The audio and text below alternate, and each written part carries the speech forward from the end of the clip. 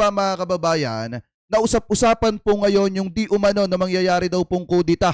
Diyan daw po mga kababayan or panibagong kudita na naman, diyan po mga kababayan sa Senado para palitan yung current Senate President na nakaupo po. Ano po, so ngayon, pakinggan po natin itong nakita po nating balita galing po sa News 5 Everywhere na kung saan mga kababayan may panibagong kudita na naman daw po di umano dito daw po mga kababayan sa Senado. So ito, pakinggan po natin. Umuugong na naman ang pagpapalit ng liderato sa Senado. Umuugong na naman ang pagpapalit ng liderato sa Senado kasunod po ng pagbibitiw ni Senator Ping Lacson bilang chairman ng Senate Blue Ribbon Committee. Si Senator Alan Peter Cayetano naman gustong magkaroon ng snap elections. Kaugnay niyan, makakausap natin sa linya ng telepono si News 5 Senator. Ito nga yung pangit kasi mga kababayan, kung titingnan nyo po, yan po yung pinakapangit na nangyayari sa Senado. Kung gumawa ka ng tama at ikaw ay Senate President, ikukudita ka naman ng mga masasagasaan mo, nakabaro mo, kaya possible na mapapalitan ka. Kasi alam naman po natin talaga mga kababayan na kapag numipis ang majority sa Senado at nagkaroon ng rigudon or di kaya naman kudita sa Senado, nagsama-sama yung may mga gustong protektahan yung kanilang mga sarili, ang mangyayari po talaga dyan mga kababayan, ikukudita nila yung current Senate President at ang mangyayari po, papatalsikin nila sa pwesto at iuupo nila yung panibagong Senate President na kaya po silang protektahan. Kasi ang gusto ng ibang mga senator mga kababayan, wag mabulgar, wag malaman ng taong bayan yung sikreto po nila patungkol po sa kung paano nila nilustay ang pera ng mamamayang Pilipino. So ngayon ituloy po natin. Senate Correspondent Mean Los Baños. Mean, good morning. Ano itong panawagan ni Senator Alan Peter Cayetano? Yes, Andre, good morning. Nanawagan lang sa Senate Minority Leader Alan Cayetano na magbitiw ang mga opisyal ng gobyerno mula sa Presidente, Vice Presidente, mga senador at kongresista. Kasunod yan, magkakaroon daw dapat ng snap elections. Pero hindi daw dapat makatakbo ang incumbent officials ng isang election cycle. Ayon kay Cayetano, paraan daw ito para maibalik ang tiwala ng taong bayan sa gitna ng issues sa korupsyon. Hindi rin daw dapat matakot ang mga opisyal na bumaba sa pwesto kung tunay silang nagsisilbi sa bayan. O di dapat simulan ng mga kababayan ni Alan Peter Cayetano yung pagbaba sa pwesto kasi siya naman po yung nananawagan na mag-resign lahat at magkaroon ng snap election. Kasi kung tutusin talaga mga kababayan, may binabalak talaga itong kampo ni Sara Duterte na maging presidente talaga ito pong si Sara. Kasi nga naman, kung makakaupo mga kababayan si Sara Duterte ngayon, ilang taon din siya na mamumuno dito po sa ating bansa. At yan po yung pinaka-worst na mangyayari kung sakasakali mga kababayan. Gaya nga ng sabi ni Atty. Claire Castro, kung babasahin po natin, itong nakita nating balita galing po sa Abante, sabi po dito mga kababayan, Castro hinamon si Cayetano na maunang mag-resign kaugnay sa hirit na snap election. Bakit daw mga kababayan? Ito po. Sabi dito, hinamon ni Palace Press Officer Atty. Claire Castro si Senador Alan Peter Cayetano na pangunahan nito ang pagre-resign sa pwesto kaugnay sa panawagan nitong snap election. Ito ang tugon ni Castro sa Senador matapos hilingin na magbitiw ang lahat ng mga halal na opisyal ng gobyerno simula sa presidente hanggang sa mga kongresista at magkaroon ng snap election upang manumbalik umano ang tiwala ng publiko sa mga opisyal ng pamahalaan. Ayon kay Castro, kung seryoso si Cayetano sa panawagang magsakripisyo ay dapat mauna ito para ipakita sa publiko na seryoso po ito. Sabi pa dito mga kababayan, do you start, do it now. Mauna kang maging model ka, talagang sakripisyo ka. Yan po mga kababayan, yung sabi ni Atty. Claire Castro. Sabi pa dito, sinabi ni Castro na si Cayetano ang nanawagan para mag-resign ang mga halal na opisyal sa gobyerno kaya dapat pangunahan niya ito. Ipinapaalala ni Castro na may mga pangako si Cayetano sa taong bayan subalit hanggang ngayon ay hindi pa niya natutupad. Tulad na lamang aniya ng 10,000 na ayuda bawat pamilya na hindi pa mawala-wala sa isip ng mga butante. Sabi pa dito mga kababayan, huwag aniyang bulahin ng publiko dahil malinaw na ang talagang gusto ni Cayetano ay matanggal si Pangulong Ferdinand Marcos Jr. sa posisyon upang maupo ang taong nais nitong mailagay sa pwesto. Huwag mo kaming bulahin. Gusto mo lang matanggal si Pangulong Marcos sa posisyon at alam namin kung ano yung motibo behind this, dagdag pa ni Castro. Dahil nga, kung titingnan nyo mga kababayan, bakit ba nananawagan si Cayetano ng mag-resign? lahat ng mga halal ng bayan pamula sa opisina ng Pangulo hanggang sa mga kongresista. Kasi nga, ang gusto pong mangyari ni Cayetano mga kababayan, maiupo po itong si Sara Duterte. Ang problema kasi mga kababayan, dapat kapag nananawagan po siya ng ganyan, siya po yung maging modelo. Dapat siya yung unang mag-resign para nang sa ganun makita ng taong bayan na seryoso po siya sa kanya pong panawagan. Kasi nga, kung usapang kasinungalingan lang din naman mga kababayan, alam naman po natin kung paano nilinlang at niloko ni Cayetano ang taong bayan para lang iboto siya. Pamula po nung nangako po siya ng 10,000 ayuda bawat pamilyang Pilipino na hanggang ngayon po ay hindi pa nangyayari at hindi pa po natutupad. Kaya nga kung iisipin po natin, kung usaping pagkukulang at pagluloko, pagsisinungaling sa taong bayan, unang-una dyan dapat si Cayetano na dapat singilin ng mamamayang Pilipino. Kasi nga, sa kanya nagmula yung Boy 10K mga kababayan kung matatandaan nyo. So anyway, ngayon balik tayo ulit mga kababayan dito. Yan, tuloy natin. Mas mainam daw na magbitiw sila kaysa magkaroon ng people power. Bago yan, Andre, umugong na naman ang posibleng pagpapalit ng liderato ng Senado wala pang isang buwan matapos maupo si Senate President Tito Soto bilang Senate President. May ilang senador daw kasi na napapaisip na umalis sa mayorya. Agad naman itinanggi ni Lacson na posibleng magkaroon ng panibagong kudeta sa Senado. Lumang taktika lang daw ito para manlito at mangintriga sa mga miyembro ng mayorya sa Senado. Pero mga kababayan, wag din nating iismulin yung 5 nagbabalak umalis. Kasi di ba may 5 nagbabalak umalis sa majority. Pag umalis yung 5 at lumipat sa minority mga kababayan, asahan po natin na manipis na po ang bilang ng majority. At possible mga kababayan na yung nagtatangka na gustong maging Senate President, magagawa po niya yon pag nakuha niya yung suporta at boto ng mga kasamahan po niya sa minority at yung madadagdag pa na 5 galing po sa majority. Anyway, tuloy natin. Wala rin daw itong kinalaman sa desisyon niyang magbitiw bilang chairman ng Senate Blue Ribbon Committee. Kaya niya raw harapin ang pressure pero ang frustration daw ang mahirap. Andre? Maraming salamat.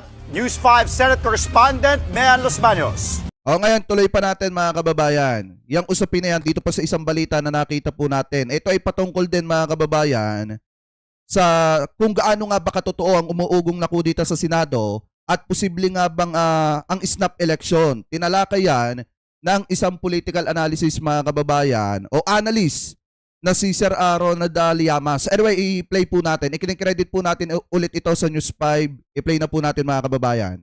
Himayin ang Oy, Lizel Bayo, live to, hindi to tape. usap-usapang pagpapalit ng liderato sa Senado. Makakausap po natin via Zoom ang political analyst na si Ronald Llamas. Magandang umaga, Sir Ronald. Magandang umaga, Angela. Happy birthday muna. Ay, salamat. Alright, ano po ba nangyayari ngayon dito sa Senado? Sa tingin niyo po ba itong pagre-resign ni Senator Ping Lacson bilang chairman ng Senate Blue Ribbon Committee ay nangangahulugan na may namumuo na namang Senate coup?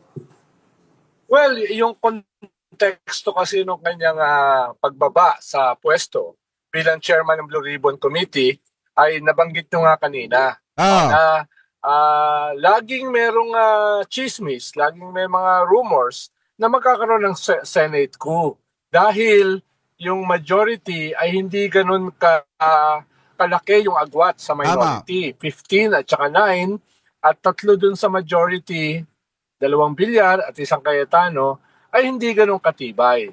At merong ilang mga senador na may mga grumblings. Halimbawa, sinabi ni Senator J.B. Ejercito na pinag-iisipan niyang umalis sa majority dahil nga ang iniimbestigahan, imbis na yung real culprits, exact words niya, ay yung mga senador. So may mga ganong klaseng grumblings aside dun sa very thin yung majority nila Tito Soto at saka ni Senator Ping Lacson. So, yun yung konteksto. Kaya laging So ngayon mga kababayan, para maliwanag po sa mga kababayang Pilipino po natin, ganito po kasi yung kalakaran dyan sa Senado. Kapag halimbawa, ikaw yung may hawak ng majority, sinuportahan ka ng mga kasamahan mong senator, pwede ka maging Senate President. Ngayon, pag numipis yung majority na sumusuporta sa'yo at napalipat yung ibang mga miyembro ng majority sa minority at biglang lumaki yung bilang ng minority at nag-isip sila na magsagawa ng kudita mga kababayan at magluklok sila ng panibagong Senate President, wala pong magagawa yung Senate President na nakaupo. Ngayon mga kababayan, walang magagawa si Tito Sen kung gusto po siyang palitan ng mga kasamahan niya po mga kababayan na senator. Kaya nga, alam niyo yung masakit dyan kapag ka gumagawa ka ng tama, kapag ka nakikipaglaban ka sa korupsyon, katulad ng ginagawa po ni Senate President Tito Soto at nito pong si Senator Ping Lacson, magiging masama ang tingin sa iyo ng mga kasamahan mo. Kasi nga, kahit iwasan nila, masasagasaan at masasagasaan po nila yung mga kasamahan po nila, lalo na kung sobrang kurap talaga. Nakukuha niyo po yung pinupunto, lalo na kapag kakurap yung isang senator at yun yung itinuturo ng investigasyon, masasagasaan talaga po nila yung kabaro nila. Ngayon, ang gagawin ng mga senator na alam nilang masasagasaan sila, magsasama-sama ngayon yung mga yan para magluklok ng isang Senate President na kaya po silang protektahan. Anyway, ituloy natin. Lumalabas yung chismis na yan. Lumabas yan more than 2 weeks ago eh. Tapos ngayon lumalabas ulit. Pero duda ako kung yan ay mangyayari halimbawa today.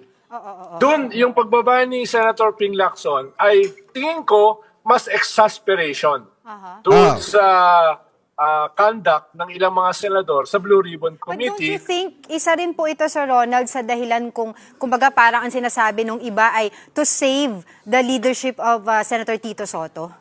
Yung Well, kanyang- isang angulo yon na to ease the pressure on Senate President Soto dahil nga sa nabanggit ko na mga grumblings at yung malipis na edge ng majority in terms of numbers ay pwedeng isa yun sa dahilan.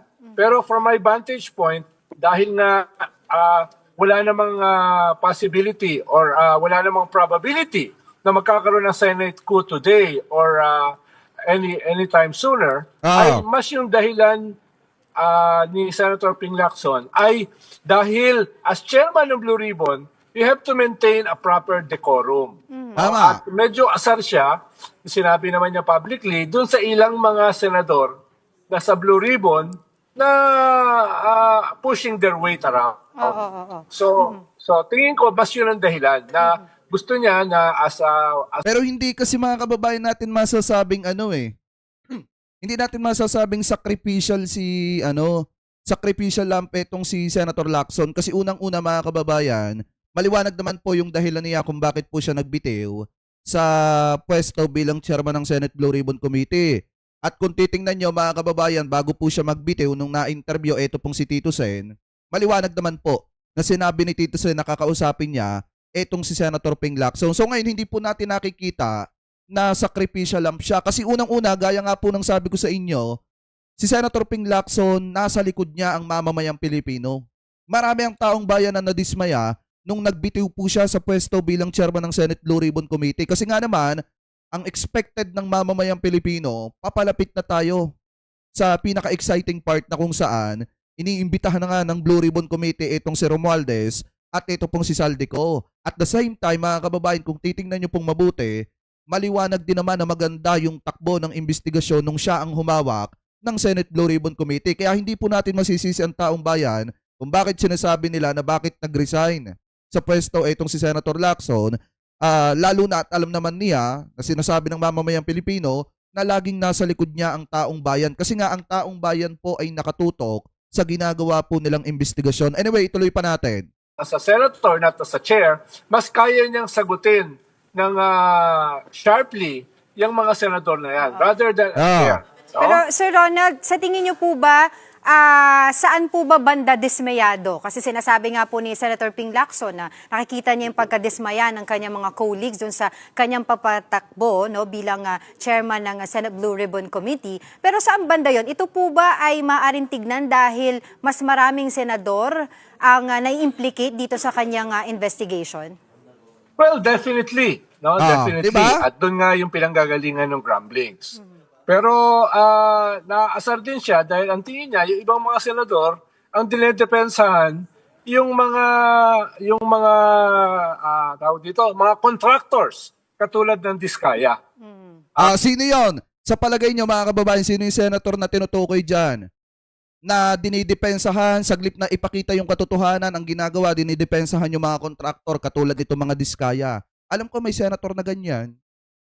Diba? Meron din mga senator dyan, mga kababayan, na pilit dinidepensahan yung mga sarili po nila na kung tutuusin hindi naman po dapat at ang dapat po nilang ginagawa, nag-i-inhibit po sila. Kasi nga, hindi naman pwede talagang umupo ka bilang isang hukom o nagtatanong, lalo na kung ikaw ang inaakusahan. Anyway, tuloy pa natin. At napanood natin yung kanilang bangayan.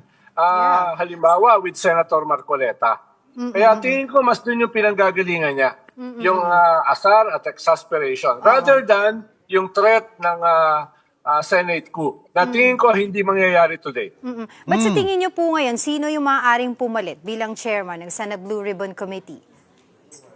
Well, manggagaling yan sa majority. No? Mas maganda para sa akin kung hindi si Senator Risa Hontiveros, mas maganda kung si Senator Kiko Pangilinan o kaya si Bam Aquino. Kaysa naman mapapunta doon sa mga pro Duterte, mga kababayan, or dito sa mga Bilyar o kay JB Ejercito, ito pong Senate Blue Ribbon Committee. Mas maganda na ang humawak niyan ay si Senator Kiko Pangilinan o kaya si Senator Risa Hontiveros o kaya itong si Bam Aquino, mga kababayan. Para sa akin, mas maganda yon. Si Senator Erwin Tulfo ay vice chair ni Senator Ping Lacson. Pwedeng siya yon. Pwede rin yung wingman niya na si Senator Risa Hontiveros. Tama. No? Kaya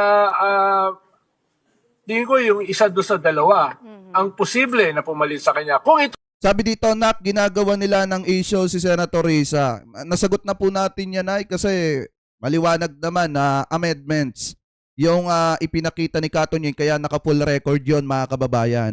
Tsaka nakakapagtaka, no? Ito, punta lang tayo ng konti, list lang tayo ng konti sa topic. Nakakapagtaka yung kay Senator Risa Hontiveros, bakit natin nasabi, mga kababayan? Di ba ang laki ng insertion ni Chis Escudero? Bakit ang tanging inilabas lang ni Katunying na mga papel, yung patungkol kay Senator Risa Hontiveros lang? Bakit hindi niya ilabas yung insertion ng lahat ng mga senator? Para naman masabi na pantay yung pagbabalita ni Katunying. Ang problema, parang ang dating kasi pinunterya lang si Senator Risa Hontiveros. Pero ang maganda doon, nakita ng taong bayan na naka-full record yung kay Senator Risa Hontiveros at alam ng taong bayan kung saan po nila titingnan at hahanapin yung mga proyekto, unlike dun sa mga insertion ni Chis Escudero na hindi alam kung saan po napunta. Anyway, tuloy pa natin. tutuloy niya yung kanyang pagbitiw as chairman ng Blue Ribbon Committee. Dahil mamaya ay kung pa yan pe-present pa yan sa plenary. Yes. Posibleng sabihin ng plenary, wag ka nang bumaba. Okay. At posible rin i-reconsider niya. Okay. No? Sir, paano po itong sinasabi, yung panawagan ni Senator Alan Peter Cayetano? Siya po ay isang abogado. Alam niya po kung ano ang tama o mali na nasa konstitusyon. Ang kanya pong panawagan ay snap elections. Ano po ang pananaw niyo dito? Marami naman kasing mga senador na abogado, no, na mali yung kanilang mga opinion. No? Kaya not necessarily abogado siya, tama yung kanyang opinion. Hindi ko alam kung nasa batas yan yung snap election na yan. Hindi, wala daw talaga sa ano yan. Wala daw talaga sa konstitusyon yan, sinasabi. Yung snap election na yan. May mga expert na po na nagpaliwanag niya na sinasabing wala daw po talaga sa konstitusyon po yan. At saka ito na lang, mga kababayan. Kung talagang interesado at talagang nagmamalasakit sa bayan etong si Cayetano, ang pinakauna niyang dapat gawin, tuparin niya yung pangako niya sa taong bayan, yung 10,000 bawat pamilyang Pilipino. At the same time, ang dapat niyang gawin, magbitaw po siya sa kanyang pwesto, mag-resign po siya. Kasi wala na pong tiwala sa kanya ang mamamayang Pilipino dahil po sa ipinapakita po nila. No, dahil nung nangyari yan nung panahon ni Marcos, iba yung 1987 Constitution. Noong 86, noong 85, nagtawag siya ng snap election. Iba yung iba yung political situation at saka political system noon. Parang pa yun authoritarian rule. Saka mga kababayan, tandaan nyo hindi po sagot ang pagre-resign para lang masabi na malilinis yung sistema ng korupsyon dito po sa ating bansa. Gaya nga ng sabi ni Senator Lacson, ano po ba yung sabi ni Senator Lacson dito, mga kababayan?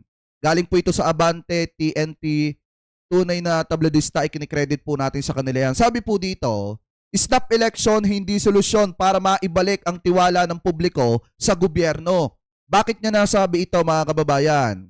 Ito daw.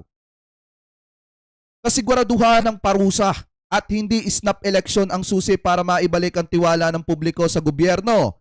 Ayon kay Senate President Pro Tempore, Panfilo Ping Lacson, sabi ni Lacson ang halalan magiging snapman o regular ay maaari pang magdulot ng mas malalang korupsyon dahil sa pagbili ng boto ng ilang kandidato kadalasan gamit ang pondo ng bayan.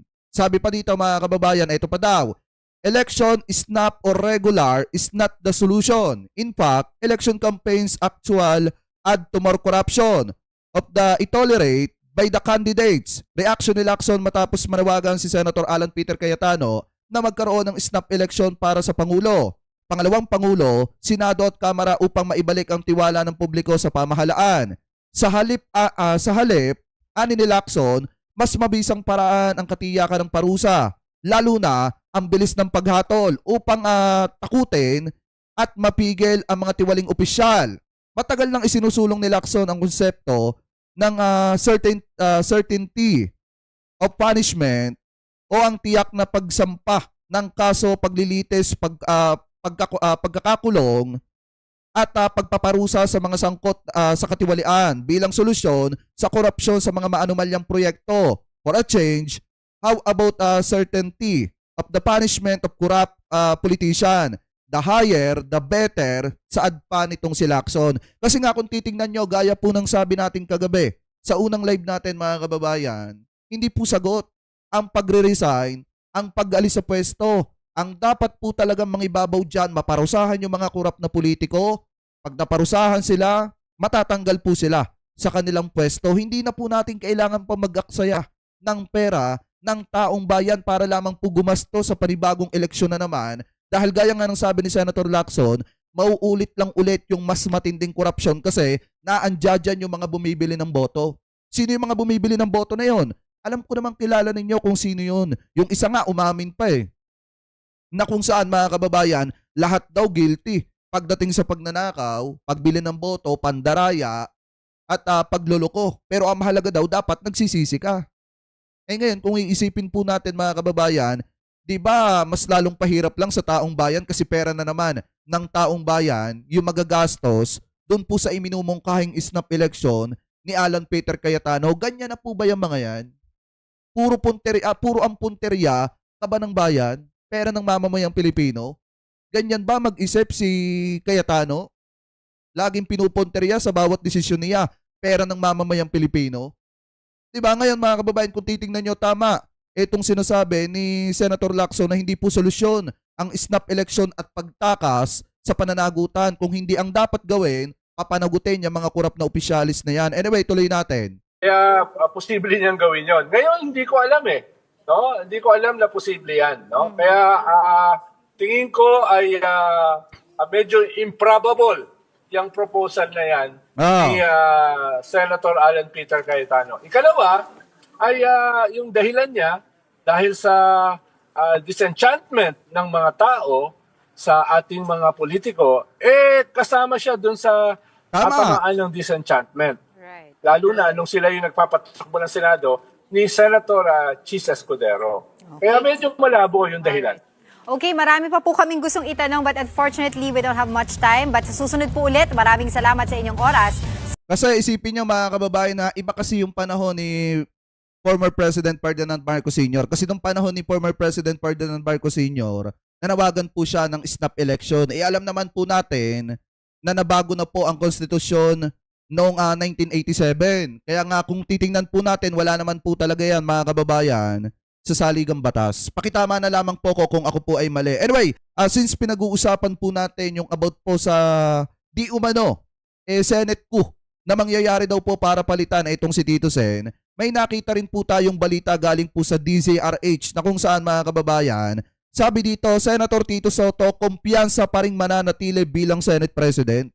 Ito mismong galing po ito sa DZRH News at Television. Bagamat may umuugong na balita na kung saan ay magkakaroon po ng Senate po mga kababayan, maliwanag naman po na sinasabi ni Tito Sen na kumpiyansa po siyang mananatili po siya bilang Senate President. Ito, pakinggan po natin mga kababayan. Alamin natin lakay, pero si Senate President Tito Soto ay kumpiyansa pa rin mananatili bilang Senate President. Alamin natin ang report mula kay RH28, Raymond Adpaas. Lakay Raymond.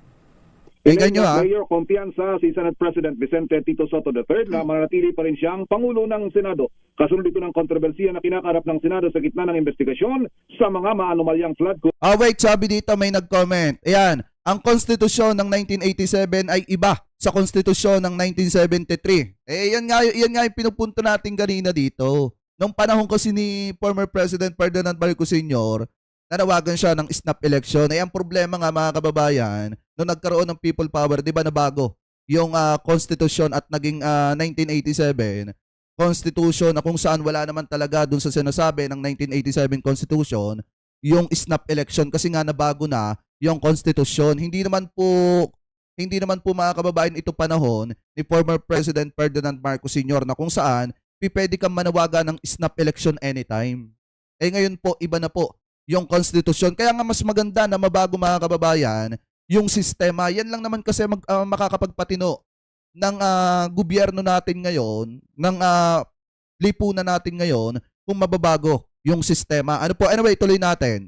Control project, sabi ni Soto, very confident siya na hawak pa rin niyang tiwala ng mayorya ng mga senador na unang umugong na magkakaroon na naman ng palitan ng liderato ng Senado dahil pati ang mga kasamaan sa mayorya ay sumama ang loob matapos ihayag ni Senador Panfilo Ping Lacson na halos lahat ng mga senador ay may insertion sa 2025 national budget. Kabilang na si Senador J.B. Helsington na umalma at umamin na muntik na siyang kumalas sa mayorya sa Senado. Kanyang paniwala ay animoy sinusunog ni Senador Lacson ang buong Senado sa pahayag na halos lahat ay nagkaroon ng insertion sa budget na naglalagay sa masamang imahe sa lahat ng mga senador.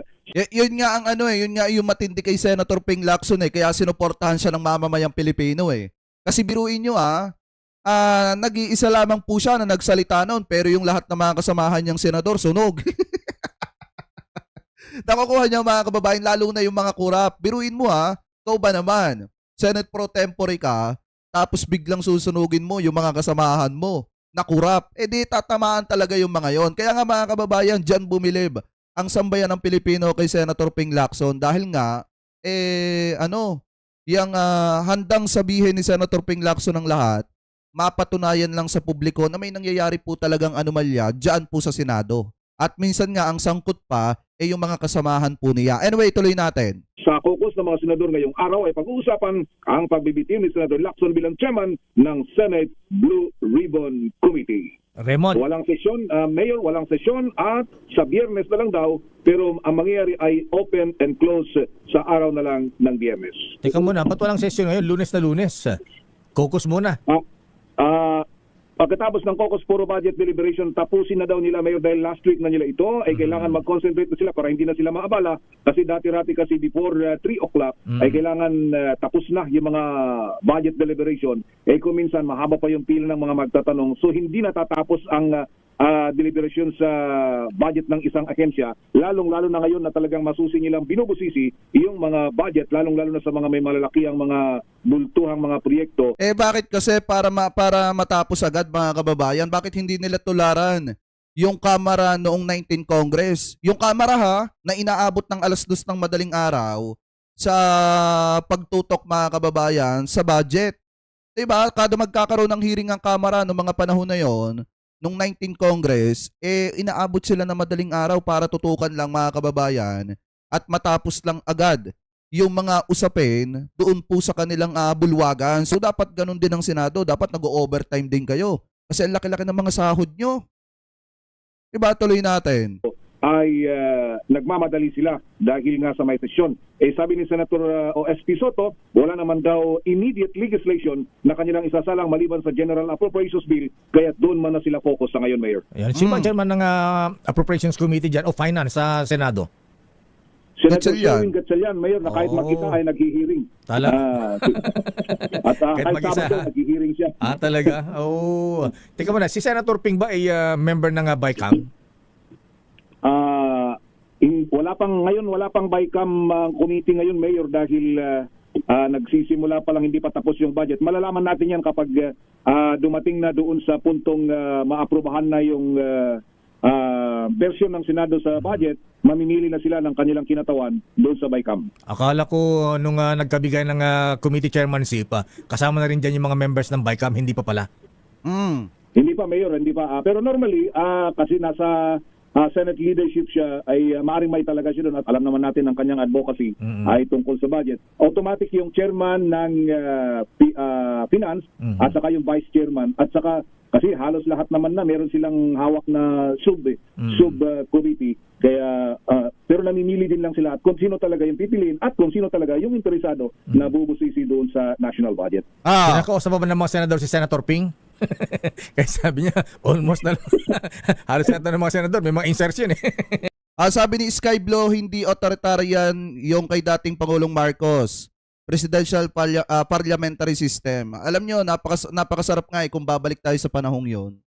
Ano po kung mauulit lang yun sana ngayon, baka maunlad na ang Pilipinas. Kaya nga, ito mga kababayan, lagi naman po namin sinasabi to, kahit dun sa The Big B, na sistema lang talaga yung kailangan mabago para masolusyonan itong nangyayaring korupsyon dito po sa ating bansa. Kasi sa totoo lang mga kababayan, ito nga yung pinakamasakit eh. Pag natapos ang term ni PBBM at yung mapapaupong presidente na sunod, walang kwenta at walang pakialam sa nangyayaring korupsyon dito sa ating bansa, mauulit at mauulit lang ulit yan.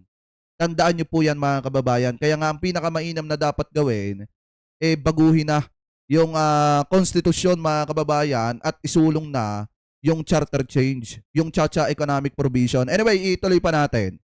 Baka di na sila kinakausap ng iba. Maganda naman yung paliwanag kanina ni Senator o dating Senate President Frank Drilon kay Katunying. Yun, binanggit niya na kung ano yung amendment ay insertion yun. Kasi Mayor, yung iba kasi, kumbaga nabigyan lang naman talaga ng in fairness naman sa iba, nabigyan lang ng masamang kahulugan. Dahil doon sa nakikita natin, sa budget sa House, budget sa Senate na nakikita natin, kapag yung bang tinatawag na personal amendment na in-announce sa plenary, walang masama, pati yung institutional amendment, Mayor, halimbawa Senado, gusto nilang, gaya ng time na I understand yung naging priority yung modernisasyon ng AFP at saka Coast Guard na talagang naglaan sila ng malaking budget sana sa pagbili ng mga gamit. Itinawag nilang institutional. Kumbaga, nagkasundo yung mga senador na okay yan. Halimbawa, 10 billion, wala nang kukwestiyon dyan, huwag nyo nang galawin yan, yan na yan, para pambili ng gamit. Kumbaga ganon, on record lahat yun, Mayor. Ang nagiging problema kasi, yung insertion na wala sa House version, wala sa Senate, pagdating sa BICAM, biglang lumutang. AKAP, ang pinaka-example doon, Mayor, is yung AKAP nung last year na wala sa House, wala sa Senate, pagdating sa BICAM may 26 billion na nailaan na pondo. Ikaw yun man, ginamit sa election, ang pira naman kayo, no question pa yun. Kaya maganda nga doon yung kwento ni Senator Drilon kanina, Mayor, na yung kumbaga siya yung through his initiative, napondohan yung, nung uso pa ang Farm to Market Road, di ba? Yung kanina, interview niya kay Katunying, na nung in-inspection nila yung Farm to Market Road, maganda naman daw yung pagkagawa in fairness at talagang ginawa naman. Kaya lang pagdating sa dulo-dulo, gate daw ng farm ni Congressman, yung pinuntahan ng Farm to gate. Farm to gate. Kumbaga yung insertion o amendment na ginawa niya, walang naging masama. Ang problema, nung in-implement yung project, ay meron palang pinaglaanan na konsino. Parang katulad mga kababayan nung parang katulad mga kababayan nung kay Villar, 'di ba? May mga lumalabas na balita na nagpagawa doon ng kalsada doon sa loob ng subdivision. Alam ko mga kababayan, balitaan nyo rin yan. Parang katulad nung kay Mark Villar. Anyway, tuloy natin. Sa execution niya na insertion. Ayan.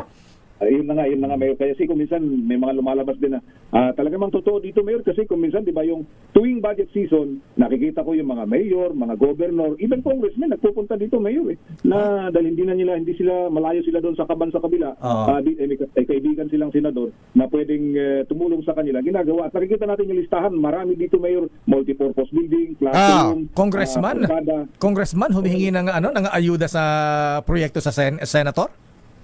Maraming nagpapatulong, Mayor, na mga lalo na kung medyo malaki yung budget na kakailanganin na kailanganin sa isang proyekto, halimbawa tulay, kung minsan ay talagang kumbaga kung sa kanila lang, siguro baka kung sa House baka sa akalain masyadong malaki yung para sa kanya, humihingi ng tulong din sa mga senador. Ngayon ko lang narinig yan, Congressman humingi ng proyekto sa senador.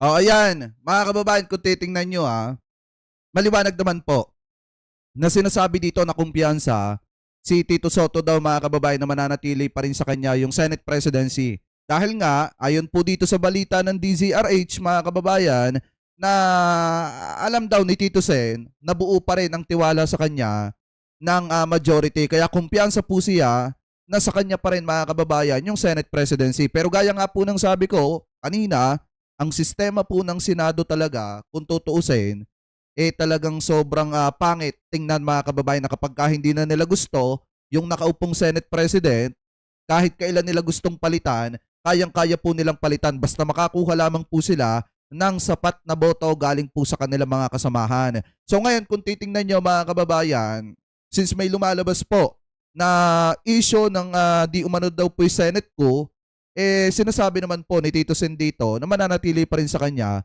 yung Senate presidency. So tingnan na lamang po natin sa mga susunod na araw o linggo kung ano po ang mangyayari dyan po mga kababayan sa Senado. Pero para sa akin, unang-una, hindi po ako sang-ayon sa ginawang pagre-resign ni Senate Pro Tempore Ping Lacson sa Senate Blue Ribbon Committee kasi buong-buo na yung tiwala ng mamamayang Pilipino sa ginagawang investigasyon ni Senator Ping Lacson. Ang problema nga lang kung kailan malapit na sa exciting part, doon naman po siya nagbitiw bilang chairman ng Senate Blue Ribbon Committee. At sana yung mapapaupong bago na chairman ng Senate Blue Ribbon Committee, sana kasing galing din ni Senator Ping Lacson sa pag-iimbestiga. Ano po? Anyway, mga kababayan, kayo po, ano po ang komento ninyo? Hingil po dyan, comment below na lamang po kung ano po ang masasabi nyo hingil po sa balitang yan.